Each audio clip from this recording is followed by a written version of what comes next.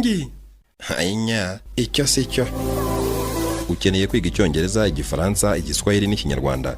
Yoboka Hafeducentre, deepening education. I said it before. The business is necessary for the well-being of the family and the development of the country as well. We don't say that parents should give time to the child as we teachers do. No? Because this is our responsibility. Our income comes from caring those children. But their income comes from those business. But the problem is, how do they manage the short time they have with them? That's where the problem is. Salutations, my people. This is Teacher Emmanuel. I am a teacher by profession. I teach at Manzi City of Mains Nursery and Primary School. That is a school located in Gasawa District, Dela Sector, Zindro, Azam Road.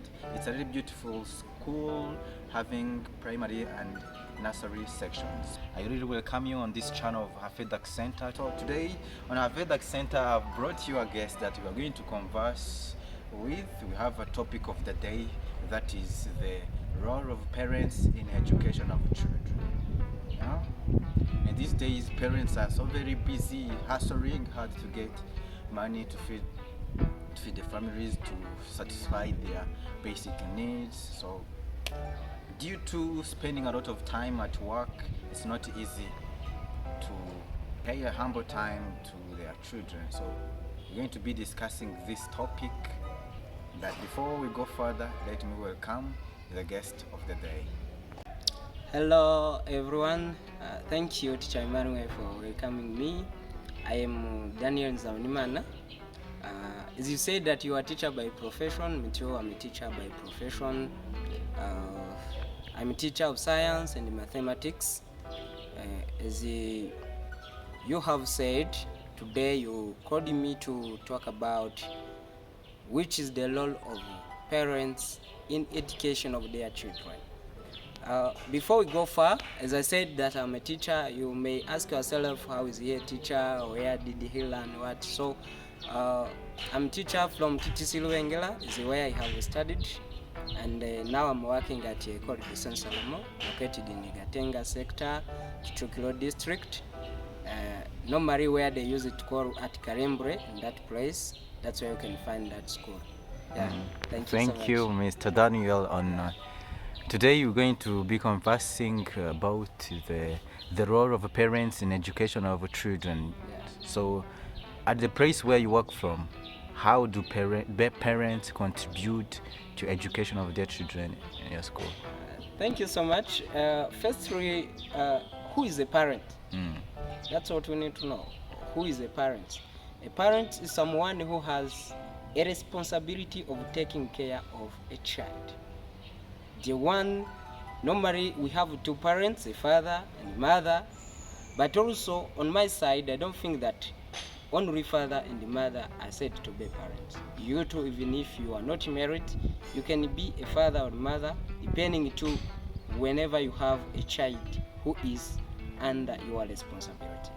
That's want to mean that that's someone who is supposed to make sure that the child is getting all the basic needs, all the wants, whatever that make the child feel comfortable and feel that life is good and better. So, trying to the question you asked, how do parents contribute to in the education of their children at my school? They really try all the best. You know, the first responsibility is to pay school fees, to make sure that the child has all the basic needs at the school. School uniform, school shoes, school bag, all those materials. So, as I see, they try. And they do it at a very good rate. But there is something that most of people forget, as you have said it in introduction, that most of the parents are busy. Of course, that's the reason why we are going to converse today. Most of the parents, you know, they think that they have done all those things I said. They paid the school fees, they have given them school materials, they have given them school uniform, and they think that all their job, all their responsibility ends by there. But not. If you allow me, maybe I can say more others without wasting the time. Education, most of the time when you say education, most of people reason the school, the class, the teacher, school leaders, and classmates, but not only that. Normally, according to psychology, education is in 3 groups. There is the formal education, informal education, and the non-informal education. And all of those kinds of education are not taken in the same place. This want to mean that there is education that a child must get from parents. A child must get from guardians. A child must get from like uncle, auntie, those people that they live with at home. There is education that you may get at the school, the one that most of people knows, the one that most of people think that this is the only education. To mean that there are different kinds of education, formal education, this one we get from school, informal education, which we get from parents outside and person that we meet. Okay, to mean that if parents are busy, not having enough time to be with their children, then there is a part of education that is going to be missing. Yes, thank you so much. Normally that's want to mean that there is a part of education that the child is not getting. And when you come in real life, this is the foundation of the society. This is the foundation of the society, how that kid is going to live with others, how that kid is going to fulfill his responsibility. You know, at the school, teachers try. We teachers, we try to guide the child. You do this, you have to pass mathematics, you have to do this and this. But there is a side of discipline, the side of behaviors, the side of those basic knowledge that a kid needs in real life. And that is not found in the scheme of work. It's not found in the curriculum. So it must come from home. And who is there to give that kind of education? Just the parents or guardians. Yeah. And then you've said that the discipline, and the discipline is very basic in education of children. Yeah. You know, and it is something that parents have to emphasize. And you've said that is not something found in a syllabus. They are not found in the curriculum. Yeah. But on the other side, I think it is every teacher's responsibility to ensure that also these values are emphasized in a child, especially when they are still young. Yeah. So, because I think in class, they have brought the other thing of competence, where you have to teach a child, you give them knowledge, you give them skills and attitudes and values. I think in attitudes and values, it is where people emphasize that thing of discipline. Discipline. That's where it is enhanced. Yeah. Then can we say that the part of a teacher is really enough if the parents are busy? Is it enough to make sure the child has that level of discipline that a real citizen should be having? Thank you so much. On my side, I take education as like a house with, can I call it a house? Let's have like an example. We people, we have 2 legs. Even if you may have one, but you cannot work as completely as the one with 2 legs. So the teacher has that part of attitudes and values. I agree, and that's very necessary. But there is one thing that we need to ask ourselves. What does the teacher do, and what does the parent do? That's what we needed to know. A teacher is going to teach you those behaviors. How do you have to behave with others? How do you react when someone does something which is maybe not good for you? How does this and this and this and this? But there is also basic knowledge that we need to get from our parents. Let me give you a simple example. There is 2 things that people used to confuse between having a high grade in the class and being able to do something. Which one is good? The society we are living in nowadays, on my side, I think it's not about who has a high score. It's about who can do it. So this one to mean that a teacher is going to help you to have a score, is going to help you to be able to do this and this and this and this and this. But maybe at the school you don't have enough time to do that. Who is going to guide you to put into practice what you have done at the school? Just the parents. So the problem is this one. You said that parents are busy, and that's good. If they are not busy, children are not going to get what they need. But there is only one thing, not only one, but the main cause of this is what we call social medias and the technology. You know, parents have a short time, and even that short time they have, they don't offer it to the children. They are offering it to Snapchat, Facebook, WhatsApp, what and what. So the kid is not getting the full love of parents. And this is what they need basically, so that they have the base to put into practice, that attitude and the values that they got from the teacher. It means that teacher is going to give attitude and values, but the basic thing the child needs is full love from parents. And this full love will show him, please, this is not good, this is wrong, this is wrong. And if the parents keep repeating it, the same way teacher has repeated it in the class, the more they repeat it, the more it is emphasized in the mind. The child is keeping it in a long-term memory. Is going to know, maybe this is not really good. The teacher said this, and the parent said you should not. They start thinking about themselves. But whenever a child is at home, maybe young sister or elder brother said something which is not good to him, and they start like quarreling, fighting, and the parent is there, and instead of thanking them and tell them, please, you should handle your conflict in this way, it's just they are chatting. They said, please stop. Like that chatting is not even knowing what's wrong, what's the problem, what's the source of conflict among the children there. And that's the problem. That's the problem that the world is meeting nowadays. And you look the behavior of young children that we are teaching nowadays. You could see like a young girl of like 12 years old, and you think, what kind of behavior is this? It shows that they are not having full time with their parents. Just me, teacher, I have my responsibility. Of course, I agree. Those attitude and values are among my responsibility. And most of them, we even have cross-cutting issues, the problem that we need to solve, which are the problems that we need to help the government to solve in the future. Just we cross-cut them from within education, within the lessons we give. But also that basic behaviors, that basic knowledge of how children should behave, basic knowledge how they should wash their shoes, how they should wash their body, how they should do this and this and this one.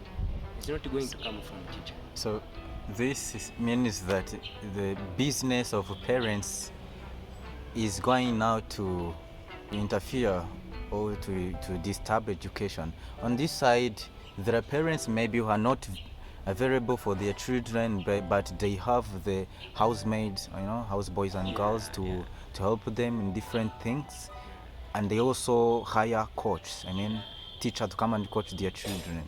Can't that solve that problem? No, it cannot. The problem is who is meant to be a father and who is meant to be a mother. That's where the problem is. A teacher is coming to give extra time in terms of education. Now, what's the connection? What's the connection between parent and the child that makes it different from another connection from someone else just being hired to just fulfill the same responsibility that the parents should be just fulfilling? Okay, thank you so much. The connection between a teacher and the student is just the teaching methodology that the teacher have learned within psychology or other way how he or she would handle the kid. But between a child and the parent, there is a connection of blood. A connection of blood. Huh? You have been just given, you have been pregnant for 9 months, carrying someone. Huh? You know, you raised him, you breastfed him, you did this and this and this one. This makes a strong relationship. This creates a strong bond between a child and a mother, between a child and a father. That bond a teacher cannot create it himself. No way. A teacher, we know we spend a long time with them more than parents. That's the reason we accept them to come and be with us the whole day. That's the reason why the government says that they have to be at the school at this time. And they have to leave home and go. You know, before, I don't remember the exact time, but you know, there was some boarding school for primary students. But why do you think that the government stopped that? It was just they have seen that there is the love that children are not getting. There is skills, behaviors, attitudes that children are not getting. And you say that the business of parents are disturbing education. I don't agree with you. I said it before. The business is necessary for the well-being of the family and the development of the country as well. We don't say that parents should give time to the child as we teachers do. No. Because this is our responsibility. Our income comes from caring those children. But their income comes from those business. But the problem is, how do they manage the short time they have with them? That's where the problem is. So the problem is this one. I just want all mothers and the fathers who are going to watch this video to ask themselves, who is my priority? My WhatsApp friends, my Facebook friends, my Snapchat friends, my Instagram friends, or my own son or my own daughter? Who am I going to blame if I find my girl, my daughter is pregnant at 13 years old? Who am I going to blame? The problem is their information that the child is not being given by parents. I know teachers, science teachers, we teach these things according to the age of the kid. But there are also some things that you cannot even say in the class. There are other things that you need to, the parents need to know this and this and this. You can even know, like, there are some parents who cannot know where the kid is. You can find, you ask, where is your daughter? I don't know. Maybe I've gone with your friends. You don't even know what kind of friends they are with. There is no follow-up. That's where the problem is. The problem is not a business. The business is necessary. No business, no development of the country. No business, no well-being of those kids. But how do they manage the short time they have? Let's give the parents this kind of advice. They have to prioritize. After work, let them have a short time to chat with the children. But imagine if you are parents and you can pass like the whole month, you don't even know how the kid is, don't know whether they have eaten, so how do you trust that maid? So maid is there, I know it's their responsibility, they have to do it, but I am sure that no one who can care your child as well as you can. And you too, you are sure of that. Yeah. You know, we most of the time give homeworks to children to take the work to take home and do it from there. And some parents say that we don't know these things. Maybe I don't know English, I don't know French.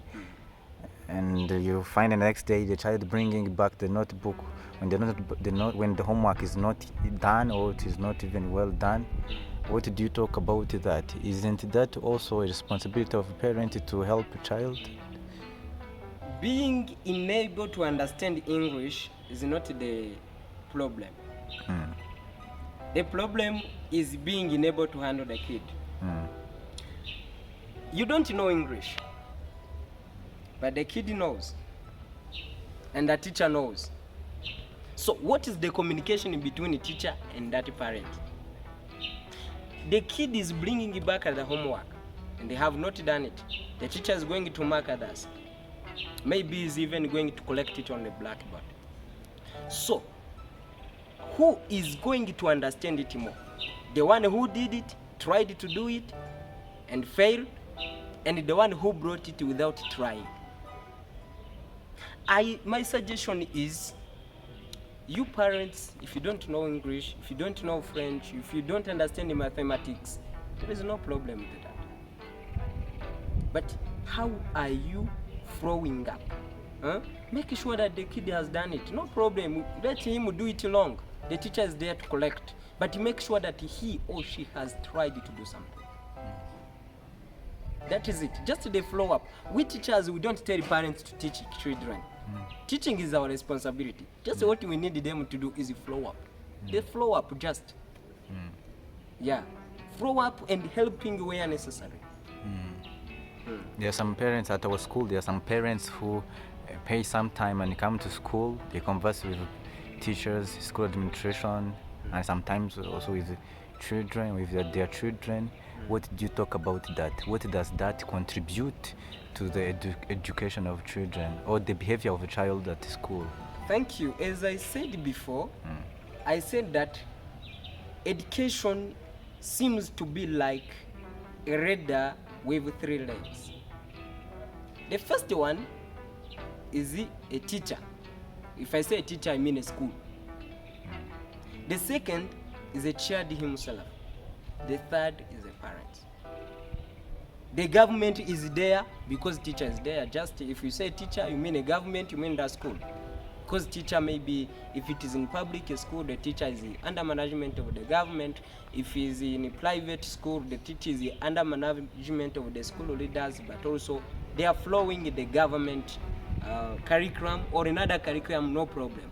But there is the national supervision, national organization in charge of supervising how teachers are doing their work.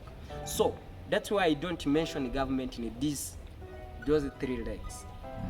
So nothing is good like seeing a teacher, a child, and a parent sitting together, conversing, discussing about the education.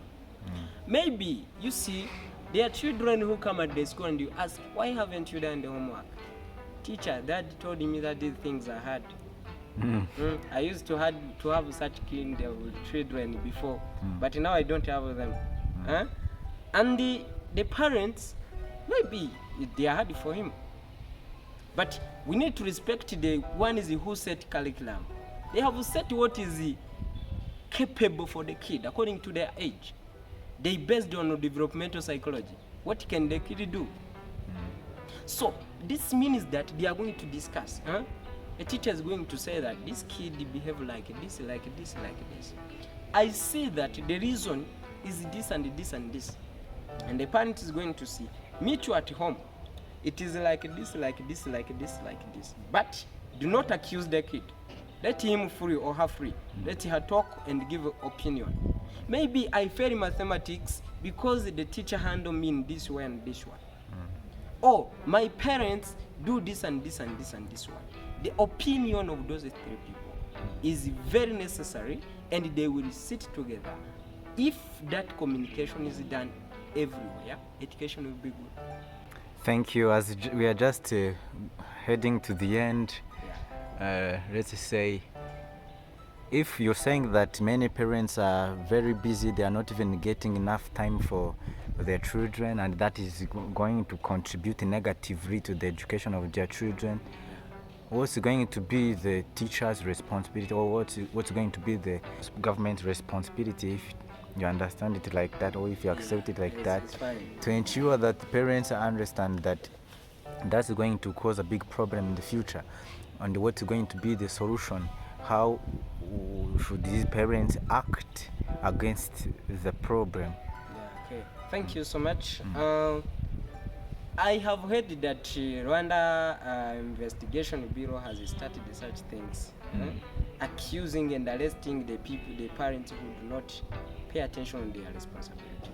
That's the first move, and it is the best. Sure. And about teachers' responsibility, we teacher, we know our responsibility. We teach, we guide, we share, we do what. Let's make sure that the kid take a school as a home away from home.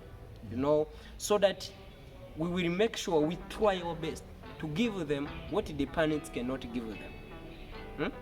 Let's try our best. I know it's somehow difficult, we have a big content, we have this and this and this, but let's do not forget that part of attitude and values. And I appreciate the government for changing the hour and the period of work. Most people could wake up early, they don't know even how the kid is going home, at school, they don't know when they came back. And I think if the parents take that opportunity too, it will help them. It will help them. Sure. Yeah. So teachers must make sure that they make friendship between them and the children, so that children can feel free and try to take them as parents, even if we are sure that we cannot replace parents. And parents try to take that opportunity. Any short time you get, your parents, the short time you get, try to use it and give the opportunity to your child to chat with you, to discuss, know the difficulty they are having, know the problems they are meeting, know the friends they are meeting, know the peer they are having. Such kind of things everywhere. Who is the best kid? Even you can even visit the families. If they say, if you say that my friend is Chusa, now you have to make sure how is the family of this guy. How do they behave at home? How do they handle them? So that you make sure that the kid is not getting some bad behaviors or some bad things that can learn from those ones. And the government, I think they have to keep mobilizing people, reminding people. Ministry of Education, Ministry of Gender and the Family, what? I don't remember when, but they need to sit together and see what could be done. Because, guys, this thing can make our future country having some problems. This kid we are raising today, this is future Rwanda. This is Rwanda in 2050. This is Rwanda in 2030. So don't look that kid today. Think about the kid you are raising in 10 years. Now, what do you think are the children's rights in this digital environment? Technology is improving day by day. Having ICT tools, including computers and the telephone, for kids something very simple. Parents would give them phones. You find even in that short time that the parent gets with the child, they are not going to sit and converse. They are not going to do anything else. Just going to give him or her the phone for not disturbing him or her. What did you think about that? How does that contribute negatively to the education of the child? And what should people do? What should they be doing with their kids in that short time they have with them, instead of giving them those smartphones, computers and smart TVs? And I think digital-centered education is necessary. Of course, the kid needed to know more about ICT. That's why even the government centralized ICT education from P1. There are some content that they need to get about ICT. But the problem is, how is this kid using this ICT? Especially for teacher who teach truer students, you can even give them questions which require research. And they need to learn how to do research. Guys, by giving an example, those developed countries. Those countries, I have read some things, different things about them. I have seen that the basic thing they have is improved education. Digital-centered education. And for us Rwandans, we also need that. Our country doesn't have some minerals. We have them, but not enough to develop our country. We don't have other more things that we can use. Even our country is landlocked. We don't have many taxes from the ports and everywhere. But we have our mind. There is what we call knowledge-based economy. That's what we need to look for. And we cannot develop knowledge-based economy without digital-centered education. But the parents, you teacher who is giving the telephone, the computer to that kid, are you sure of what he or she is doing? If you say that teacher of science told me that we have to do research about this, yes, of course, you don't need to limit him or her, but make sure that you sit with him, you make sure that he's doing this and this. And another thing, there are some softwares which can help you to know what the kid is using with the phone. Why can't you people use them? You need to use them, and you know that you are doing a follow up to this and this one. But we cannot say that we limit children from using ICT. No way. It's their right according to the world where we are going to. But how they are using it is where the problem is. So it means that the people have to filter and see what your children are supposed to watch and what is not. They are not supposed to watch. And ICT teachers also, we need to do that. If you are teaching a browser activity, you are teaching children how to do research. Why can't you take it as a cross-cutting issue? You put it somewhere as not a bell. Please do not do this and this from Google or Bing or what, according to what you are teaching. You understand? Yeah. Okay, thank you very much for all this time you've given us. And as we conclude, what are the last points can you say about the contribution of parents in education of children as we close? What do you tell them? What should they take in that very short time they have after work, or even some spend days outside the country or even very far from home? They come in weekends. What can you advise them? My first advice is this one. They need to remember that education is a radar with 3 legs. If one is not working, education is not going well. So it's not going to encounter to reach its responsibility. The second one is they need to make sure that their communication, the communication between them and the teachers and the parents and the children is open.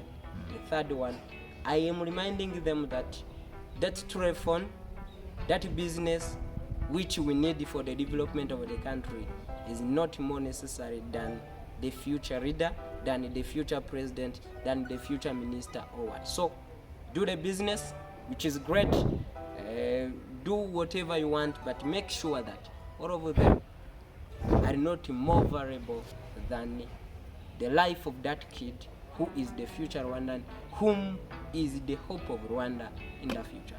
Thank you very much. We just enjoyed your time with us here on Hafeducentre. Yeah, thank you too. Hope you come back next time. Thank you. Yes. So thank you viewers for having watched the full video. So I just please subscribe and keep seeing more videos about education on this YouTube channel of Hafeducentre. Hafeducentre is an education center working from Gasabo district. So please support us by subscribing, share the video. Until we meet next time, bye bye. The problem is, how do they manage the short time they have with them? That's where the problem. Good morning. Hainya, icyo se cyo. Ukeneye kwiga Icyongereza, Igifaransa, Igiswahili n'Ikinyarwanda.